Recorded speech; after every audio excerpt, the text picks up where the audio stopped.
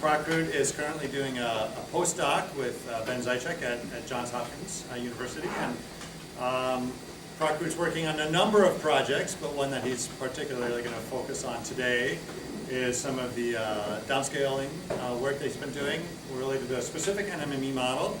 And it has lots of applications, which I'm not sure if you'll get into too much today, but lots of applications, ones that we are actually taking advantage as well. So we have a project through NASA Surveyor where we're using some of these. And so I won't say anything more about it because that might be stealing your thunder a little bit. But welcome, Prakrut, and thanks for being here. Thank you, Paul. Thank you for the introduction. As Paul already introduced me, I'm a postdoc at Johns Hopkins. I've been at Hopkins for about a year and a half now.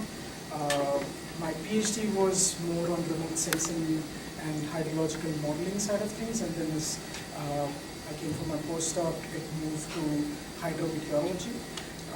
And so this is part of the research that I've been doing over the past year and a half. With that. So, Prakrut, maybe we'll have you put on the microphone so they can hear you a little bit better online.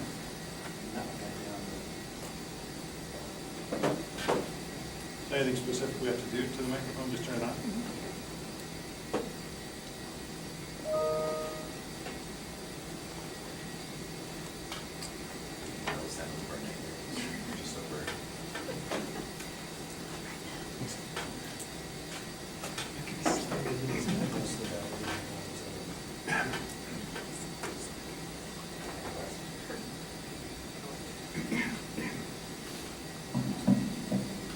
That'll be good. Then hear you for sure.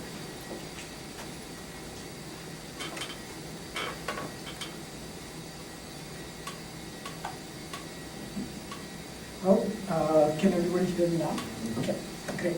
Sorry about that. So before I go into the details of the downscaling of the forecast, which is the theme for my presentation today, I want to take a step back and talk about the overall research that I've been doing with my advisor Ben Zaitchik at Johns Hopkins. And so we are basically creating these high-resolution sub-seasonal to seasonal forecasts using NASA's land data assimilation system. And I'm going to talk more about all these keywords, but specifically focusing for Central America and South America. I will talk more about South America today, but that's the broader research that I've been doing with Ben. And so we have been using this research for different applications. And there are three broad applications that we focus on. And first one, as Paul mentioned, this is related to the triggers for early action protocols that Red Cross Society implements to trigger flood hazard warnings and things like that. So that's one part of it. The other part of it is for malaria outbreak prediction. So we partner with a team at Duke University who are epidemiologists, and they are trying to create this malaria early warning system, which tries to create these warnings for people in the western part of the rural Amazon, where the malaria outbreaks will be, and what's the time when the malaria outbreaks will be at peak. And the third and final application is for the Amazon forest fires. Again, this is, we partner with a team in Brazil who does forest fire risk mapping, and our role is to provide hydroclimate data or other hydroclimate forecasts for them to create those risk maps. So, talking about what is LDAS, the Land Data Assimilation System. It's a model which simulates your surface hydrology, surface states and fluxes. And so you have input information going as your landscape information, meteorological information, which then feeds into land surface model and your routing model. And then you have model outputs. That's the general structure of any modeling framework that you will have. But then the key component with LDAS is this piece of data assimilation, where if you have observational data coming in from in situ observations or satellite data, you can feed it into the model. And so let's say at a particular time step you have an observation, you feed it into the model, which updates the states or fluxes, whichever data you're feeding it into, and then that creates a compounding effect eventually in the model. So that's the basic idea of data assimilation.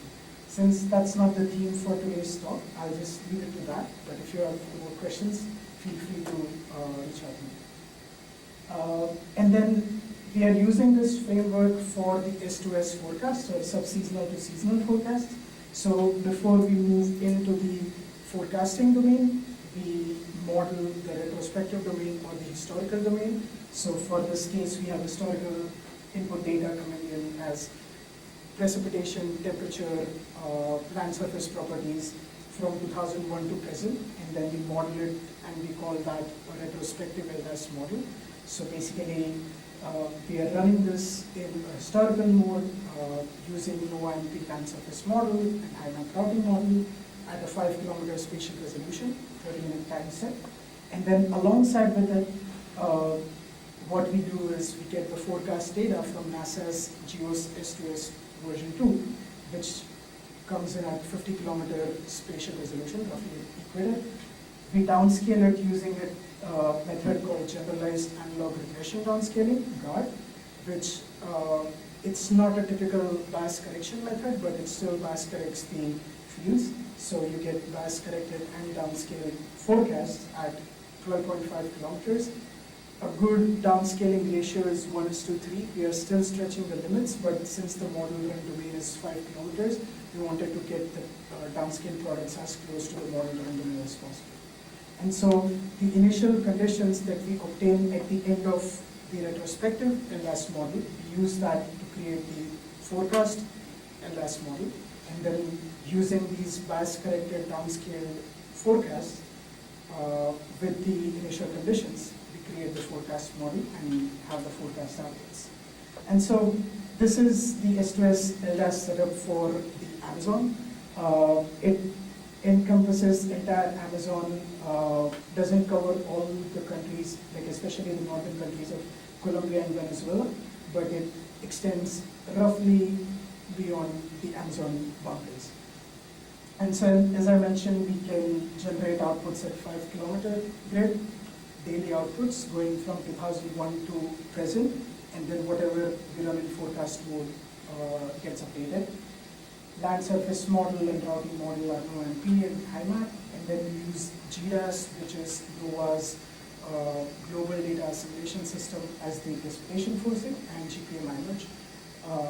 And then in the forecast run mode, we use the downscale GEOS product. I'm going to talk more about how we downscale, but this is just to give an idea of the whole modeling framework and why we need to downscale.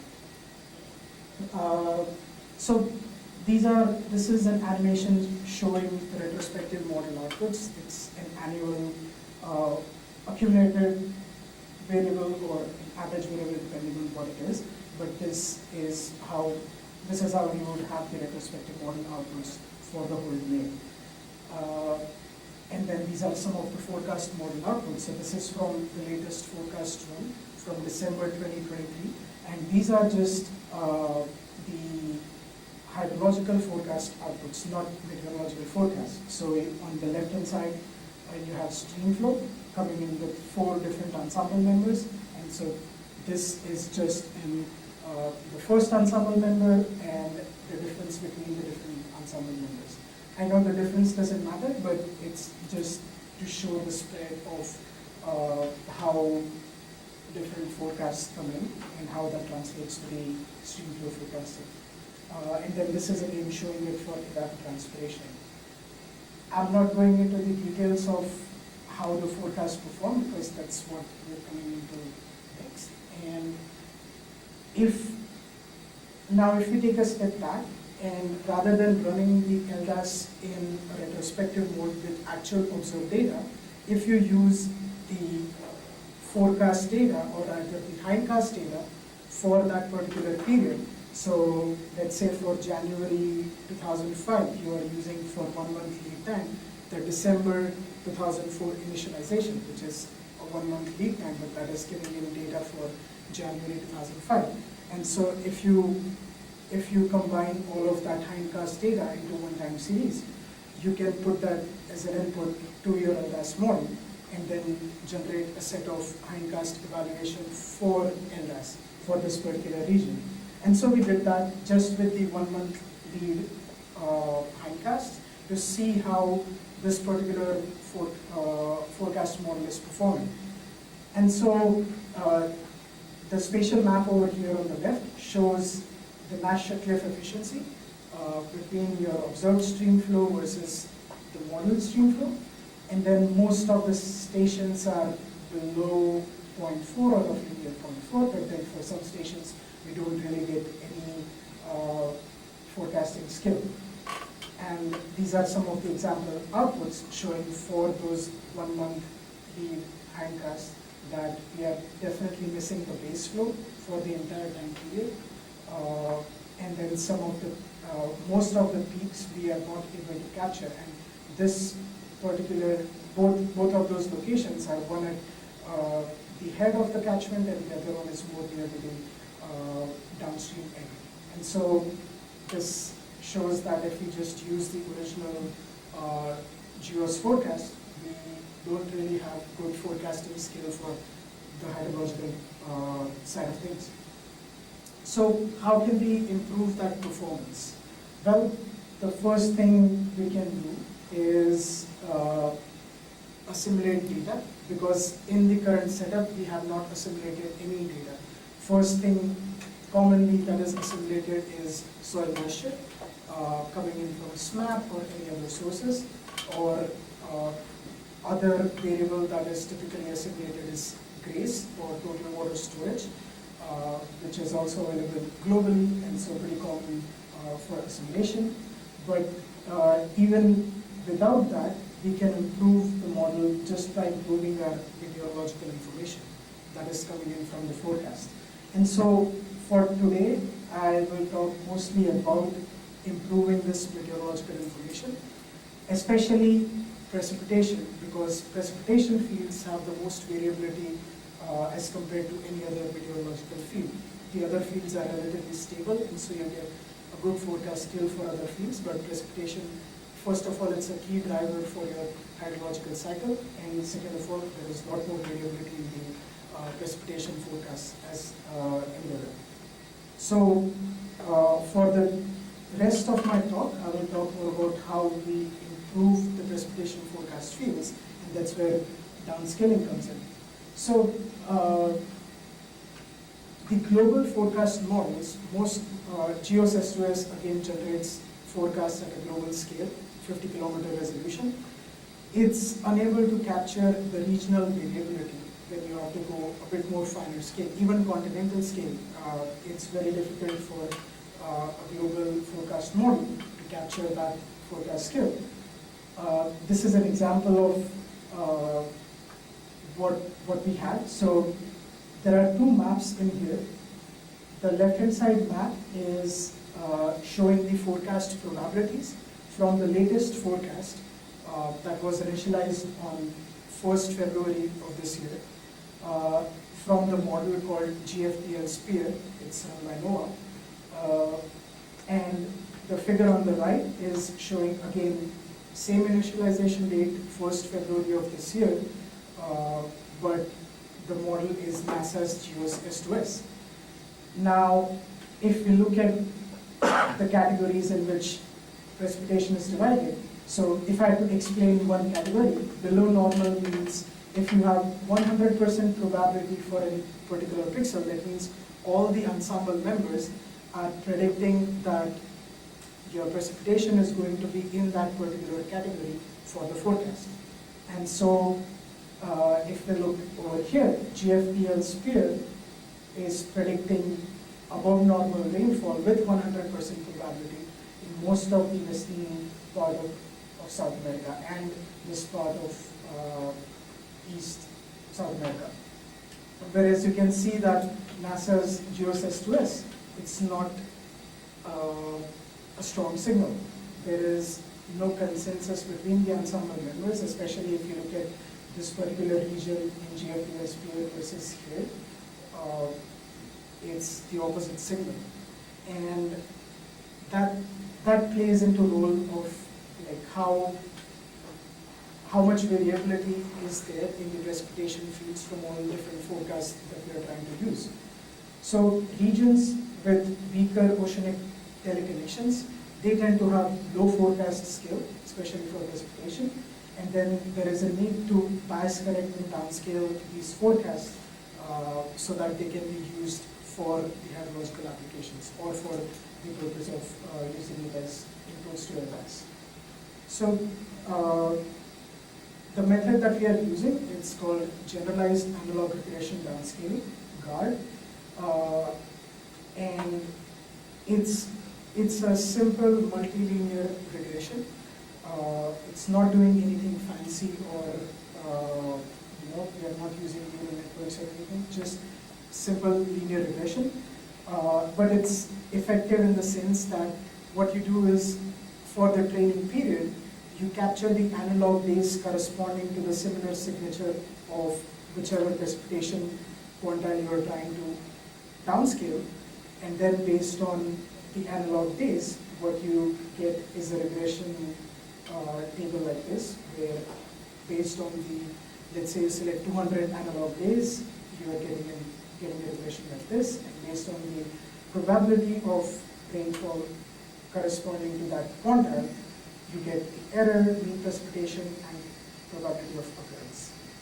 And so when you have different ensemble members, you can basically create this cumulative probability versus predicted to give all the spread of ensemble members, and then you have mean precipitation. So that's the whole idea with the GARD downscaling. One good thing about GARD downscaling is, rather than using precipitation field alone to downscale precipitation, we can use information from the other meteorological variables. So we can use the information from air temperature, mean air temperature, solar radiation, wind speed, if there is enough variability explained by them. Of course, there is not a lot, but we can use some of the information, especially to correct for the lapse rate along the elevations, and that's what we are trying to leverage over here. So in here, I'm showing the downscale precipitation for a wet month for the region, and wet month for the region here I'm considering is February of 2022. The top left figure shows the original forecast coming in at course 50 kilometer resolution. This is what we are using as the observed data, or rather the training data for downscaling it. It's coming in from GDAS, known as Global Data Assimilation System. And this is corresponding to different number of predictors that we are using to downscale the field. And so if we look at precipitation, this is downscaling just using precipitation as the predictor field. You can see that a lot of variability along the southern part of the Amazon is not being captured or is being lost from the GEO's original data. But then when you add in just the air temperature, you can see that it's being bias correcting that information in a much better way. Of course, you don't get a lot more, you get marginal gain in adding the other fields, but adding just the air temperature makes a huge difference for downscaling them. And to compare all of them, here's the histogram. The histogram doesn't show exactly the differences between them, but then if we look at the mean and standard deviation for all these fields, the bottom one is for GDAS observed. The mean is 8.9 and 3.72. And if we just use precipitation variable to downscaler, you have much more of an underestimation of the precipitation field. So you are performing a lot worse. But then when you just add in air temperature, and these are when you downscale using precipitation and air temperature, you are much closer to your actual mean and the standard deviation. And then there is marginal gain in adding all the other fields.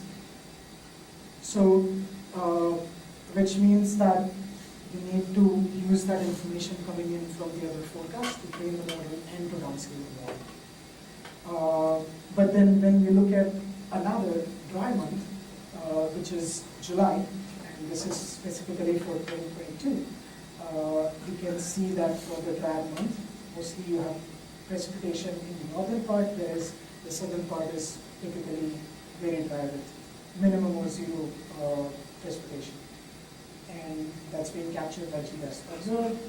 And the same thing in here, actually just using precipitation, you can see that it's accurately capturing or downscaling it. But then when you add in information from the other variables, that's actually performing worse. And we can see that from here, where of course we have a big peak at the near the zero value because of the prior month. The GVAS mean is 3.55 times standard deviation of 4, and just by using precipitation we can capture that, but when we added more information it's actually overfitting and hence not performing so well. And so this gives us an idea to use a seasonal decomposition while we downscale the product. So based on the different seasons, we should be downscaling it based on the information we have. So for wetter months, using precipitation and air temperature, but for the dry months, just using precipitation alone as the predictive variable. And so, talking about the monthly climatology, this is precipitation coming in from iMerge. It's climatology for about 23 years. You can see that January, February, March, and December, they are considered generally the wetter months, whereas April and beyond, and April to October is a bit more of a drier season, with the dry season peaking in July to September. And in August, most of the forest fires start taking place in southern Amazon. And so to talk a little bit more about that, if we look at the spatial deviation across seasons, we can see that if we consider a water year that starts in October, you have precipitation gradient basically showing that as we move along the water year, the higher precipitation moves upwards or northwards. And so in October, November, and December, the season, this is the high precipitation zone. As we see in January, February, March, it keeps continuing, and then it moves way upward north, and then finally it's only the northern part of Brazil or southern part of Colombia that's receiving rainfall in the dry months.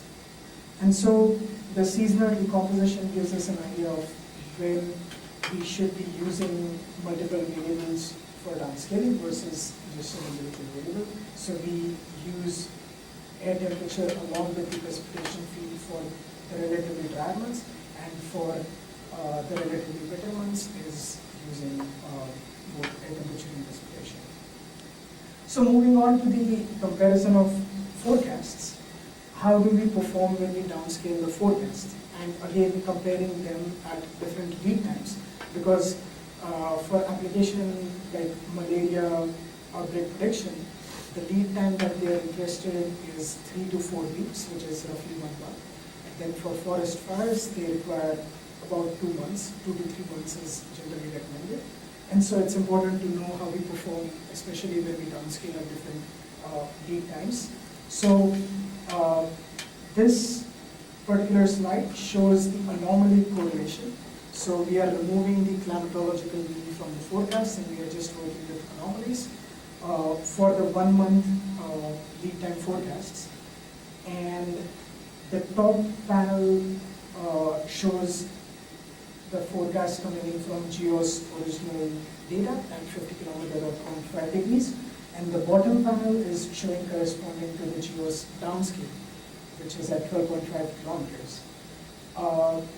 And then one more thing I would like you to note is the percentage number of pixels which are significant for these correlations.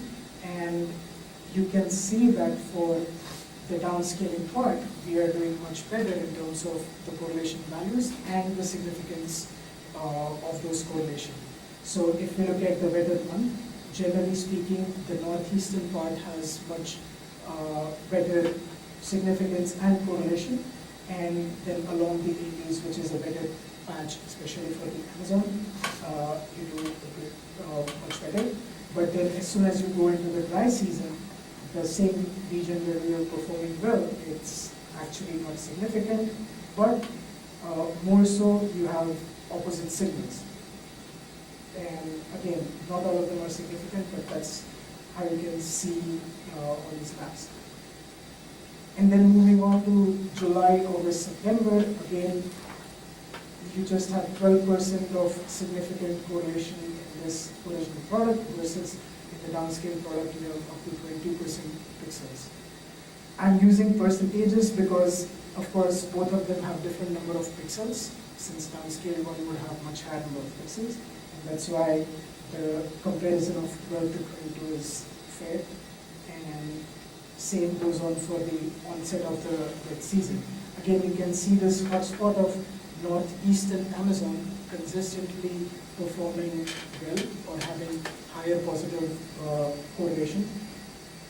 And then that's at 1 month lead time. So on an average, you get correlation coefficient of 0.5 or above. But then when we move to a lead time of 3 months, as you would expect, the correlations will drop because we lose the forecast scale as you move forward.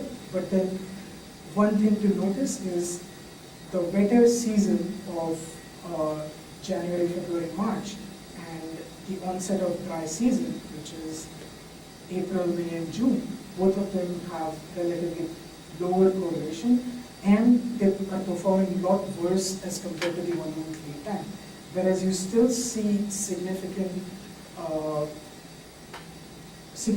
correlated performance for the rest of the month. So the later half of the year somehow is performing better than the earlier half of the year.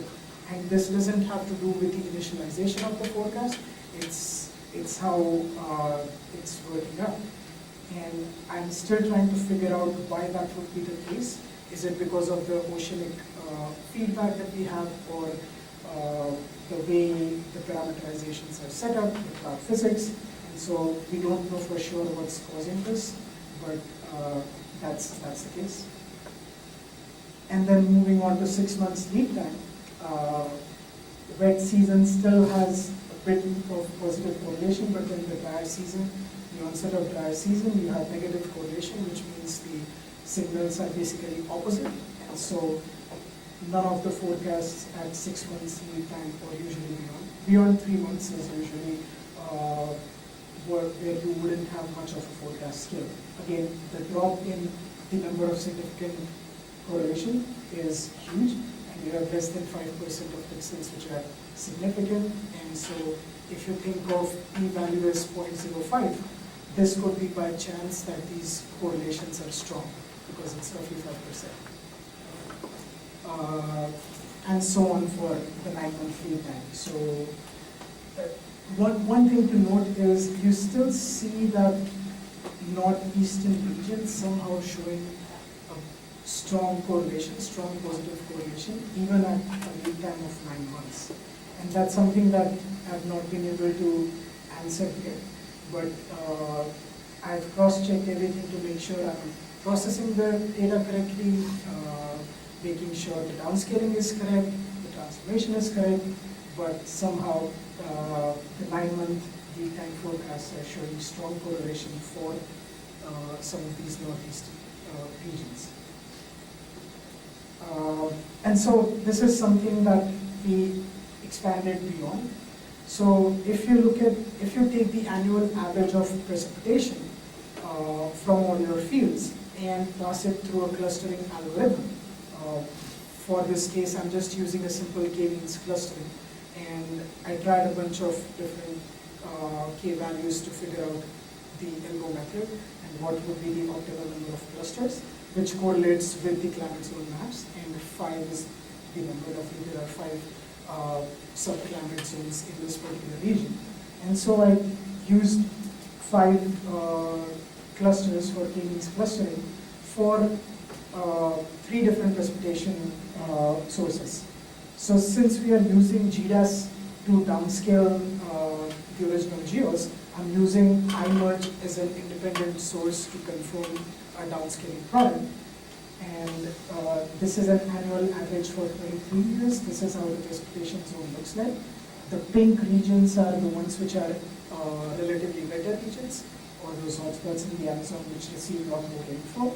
And then you have a gradation of like a bit more drier, a lot more drier than the pink region, and the coastal regions are very, very dry. That's what iMerge would show. And the GEOS 1 month lead time forecasts have a quite different signature when we try to do that. And so you have a lot more horizontal gradients for the GEOS 1 month lead hindcast, especially if you look at this particular region in the northeast. This is where you have a lot of variability between these three different products. And so since we are downscaling it using the observed data, we can see that the downscaled GEOS forecast have a quite similar signature to iMerge, even though it's a relatively independent source for confirming this. But then you don't have that horizontal gradation which you have for the GEOS 1 month product. And then the southeast region, the northeast region is showing differently in all these products. So we don't know what are the teleconnections that are affecting the forecast for that particular region, but that's one thing that has come out as interesting from our study so far. And so to summarize, the downscaling using additional meteorological variables did improve the scale, but only for the wet months. For dry months, there was no improvement in the scale. And then the disparities in the climate zone exhibit that there is an ocean-atmosphere feedback that's affecting the forecast, which is not being explained yet by me, but that's something that I have to go back and look at. And that's pretty interesting because it's showing higher correlations at the longer lead times, which you wouldn't usually expect beyond 3 months. And so what we propose to do in the future is try to correlate that with the global sea surface temperature, the point correlation, to see how each zone connects to the global SST and how that would relate to the overall climate of the region. So that was majorly what I talked about today. And then some of these forecasts are being used by our partners. So this is a map from a briefing that was submitted by our partners in Brazil. The presidential office requested them to generate a report on the fire risk for the upcoming season in 2023. And this is the original forecast that they were using from that office in the UK. This is their own Brazilian forecasting system, and then this is the one provided by us through Survey Amazonia. And so they haven't incorporated the downscale GEOS products yet, but with this evaluation, they are working with us to incorporate that into their operational workflow for now. And with that, thank you. I will be glad to take any questions. Thank you, Prakrut. That was great. Any questions from the audience? Yeah. So maybe I missed it, but you mentioned the parameters you used. You're only considering temperature and precipitation, but you showed other parameters. Right. Can you go over those parameters and why didn't you use them and just stick with temperature? I'm just curious. So we were not getting additional gain in skill if we keep adding all the other variables. If we look at the wet month, so I started with just one variable, precipitation. Added on 2 meter air temperature, solar radiation, the relative humidity, and all the meteorological fields that I have. just to see if there would be a marginal gain in explaining the variability in precipitation by adding those variables. There is, and we found that after adding air temperature, we don't get a significant gain in explaining the variability in precipitation by adding those extra variables. So we are basically overfitting the linear regression model essentially. And so that's why stopping at the temperature. A follow-up question to that. I know that you just mentioned only meteorological parameters, but did you consider topography, because topography plays a great impact over this region? Yes, that's one thing that we have to incorporate, especially for the mountainous regions where the topography is changing. No, we haven't done it yet, but that would be something. Thank you. And so we talked about it briefly, the air temperature, the difference in air temperature along elevation is essentially going to capture the elevation change, or rather the variability corresponding to that. And so we have to figure out by doing a formal comparison whether adding elevation would really make sense or not. I know we use lab rate for sure, and that's just based on elevation. But for this particular model, if we are already incorporating air temperature, does it really add value by adding elevation? That's something we have to consider. Thank you. While you're on this slide, did you try dew point temperature as opposed to temperature? No, we just did the 2 meter air temperature. Because I was thinking, I think it was the next slide, you had the dry month, Yeah. right? And that was where you had problems with Yes. the 2 meter temperature.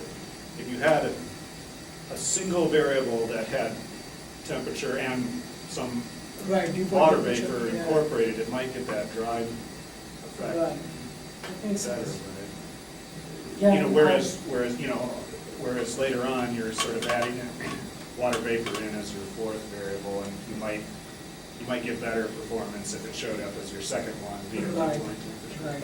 And so, yeah, that makes more sense. And I think that the GS forecasts do have the 2 meter, Or you sorry, could the dew calculate- point temperature, You yeah. could definitely So it makes calculate sense, yeah. variables. Yeah. Or rather even climatology would make sense. What do you use for clouds? Are you using the GDAS clouds, or are you using observed clouds for your solar radiation? So we are not modeling any of the atmospheric component. We are just using the meteorological forcing coming in from the S2S, GEOS S2S model, Okay. and using that as an input. So, So you have like a surface shortwave yes, that's been influenced by the Yes. GEOS clouds, but you're not Specifically, downscaling that in no. any way. Do you think that would affect it? Well, a half-degree model is not going to represent the convective nature of clouds in the Amazon. Right. And there are, there are particularly like geostationary, data that you'd be able to have, that you might be able to use to downscale that might improve things. Right. Geostationary satellite data. Right. Interesting. That would be one thing. One aspect that we were considering while downscaling this, so this is a small chunk of the overall operational workflow we have, and so we were considering how much to invest in downscaling versus trying to whether to look more into assimilation and downscaling at the same time, or just focus on one part at the same time. So, yeah, but that's really insulation. Could you go to slide 18, I think it was? Yeah.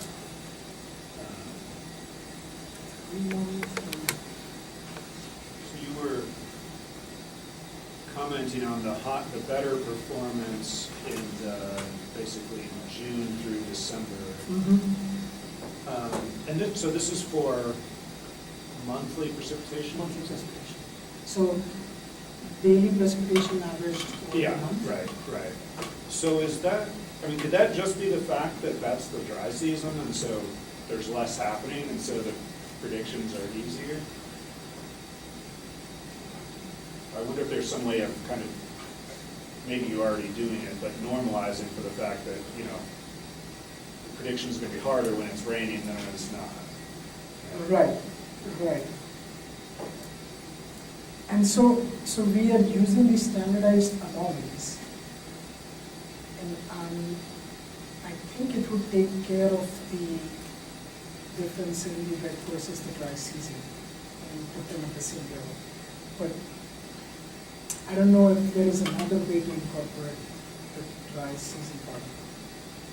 Yeah, I guess what I was thinking was you were saying, well, you need to spend more time figuring out what this is. Yeah. Don't torture yourself until you rule out perhaps the most obvious explanation. Of course, depending on how you're calculating it, maybe it's not the right explanation, but, you know. Right. That makes sense, yeah. And, you know, similar comment where, I think it was maybe one slide forward or two slides forward, the 9-month lead time, yeah. Did you look at 12-month lead time? They give only 9 months. Okay, yeah. Might look even better because you're back around to The the same seasonal cycle of time. it. Yeah, so you're back on the annual cycle. Right? Interesting. So that could be just the fact that you're, you know, at 9 months, you're sort of closer in that cycle. Oh, I I see. don't know. So then, do these correlations make sense? I mean, because we already have the seasonal decomposition, and you are still predicting that cycle. Yeah, I'm not. Yeah. You would have to say. If there's no year-to-year persistence, I don't think, if there's no autocorrelation at the 12-month, I don't know if that's gonna help you, I don't know. I don't know that the, Because the correlations that. not if the seasonal cycle's been removed. Right? Yeah, because essentially we are just considering all the years with just those seasons. And so it's just those values that are being used for calculating the correlation. I guess when you're thinking about those places where there's persistent positive correlations, you might as well look at the converse, which is where are there regions where there's persistent negative correlations, and maybe look at what's going on with the circulation or the dynamics Right. there. Right. And so I know that the Atlantic oscillations have a bit more stronger impact on the northeastern side of the Amazon, and whereas, of course, the Andes act as a big value. But that's something that I was thinking about looking into, especially trying to explain like why specifically northeastern. There is no other region which is showing that, but just that particular region.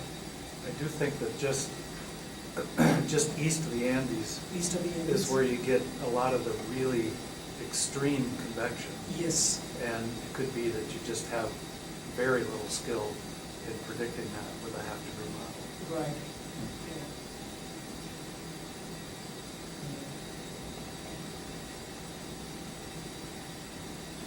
I'll just ask a question. So I know, Prakrut, you are looking at your analog model works on the daily time scale, I assume because of the hydrologic piece of it. Yes. Right? However, a lot of this is more at the monthly scale. Mhm. If you focused your bias correction on, say, the 2-week or the monthly scale instead of the daily for precipitation, do you think it might do any better? You lose a lot in terms of data points, right? You have a lot more days than you do months. Yeah. But the signals are different, right? At Signals are daily different. versus at a monthly scale. No, that's a good point. Do you yeah. think you might, I don't know, if you've looked at that or if you have any thoughts on whether you think that We haven't looked at that just because of the fact that we will have so much less data points to yeah. train the model or find the analog number of days. But yeah, I mean, that could. Well, your motivation, I know, is to Yes. eventually move to the hydrologic Yes. maps, right? So you need the daily for that, but I'm curious. Just for understanding Yeah. the differences, it would be a good idea, yeah. Yeah, and some of these signals come out a little bit more at longer time scales. Yeah. Right? And, Other? Please, please. I mean, one other thing that we are trying to do is to partner with a professor at University of Maryland, and she uses deep learning models to downscale precipitation fields. And so the next step is, once she's able to downscale them, compare how much of it compares or is like similar to what we are able to downscale. Of course, we have not spent a lot of time investing in the downscaling part as such, because this has been a part of the workflow, and it's linear regression, which is easier to explain, so that's why we have just stuck to it, but that's something that we are trying to explore as well. I think there's one question online. Yep. So question online is, have you looked at the impact of deforestation on air temperature? No, I have not been able to do that yet, but we have a PhD student in our lab who is actually working on that. So the current LDAS setup does not allow for an atmosphere land surface coupling, and so we are not able to do it based on this particular setup we have. But he's trying to incorporate the Wolf model along with the LDAS setup we have, and he's going to look at the southern Amazon where a lot of deforestation is happening. But I have not been able to do that. Any more questions for Prakrut? Does your downscaling process take a lot of computational resources, or is it pretty quick? It's pretty quick. It's pretty quick. Since we are generating forecasts every 5 days, so GEOS S2S has produces longer ensemble members, more ensemble members with longer lead time at the end of every month. But then every 5 days you have shorter 45 days lead time forecasts that come into it. And we wanted to, the idea is to assimilate the information we can get from those shorter lead time forecasts into it. So we have been running this every 5 days. And so for that we want something that's computationally efficient. And so it's pretty good. So training for doing downscaling of 1 year, it roughly takes 1.5 hours for like 11 ensemble members daily data. So we worked with Sport, which does a similar land data simulation. They ran for years prior to actually producing an analysis, just so that their soil moisture could equilibrate. Do you consider that? Yes, so before actually start the retrospective run, we do a 40 years of model warm-up just to get this soil moisture states in, and then that we use as initial condition to actually run the retrospective run. Yeah. So that's warm-up. Any more questions?